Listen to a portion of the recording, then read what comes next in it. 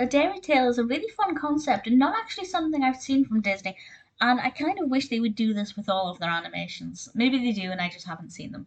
But A Dairy Tale was released in 2004, directed by Will Finn and John Sanford, and this is a spin off short from Home on the Range. Home on the Range as an animation, I quite enjoyed. I thought it was good fun. The animation style is very different here, and that's not a bad thing, but I do think it would have made more sense to make the animation style kind of the same, so that the characters had some kind of continuity.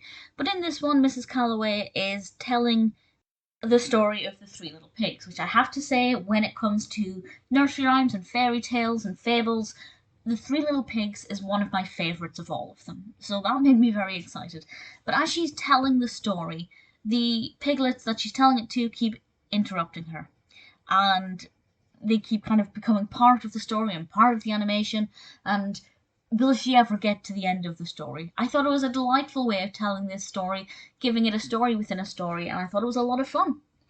And yeah, I would have preferred it if the animation had been more like the animation of Home on the Range, but that doesn't really detract from how fun the story is.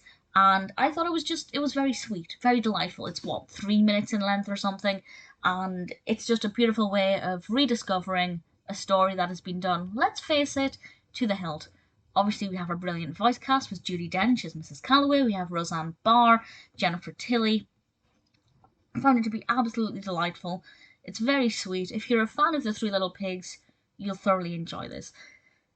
I assume you'll like it if you're also a fan of Home on the Range, but as I said, because the animation style is quite different, it doesn't really feel like a spin-off of Home on the Range. It feels completely disconnected, which in itself, not necessarily a bad thing because it doesn't feel like it's meant to be connected.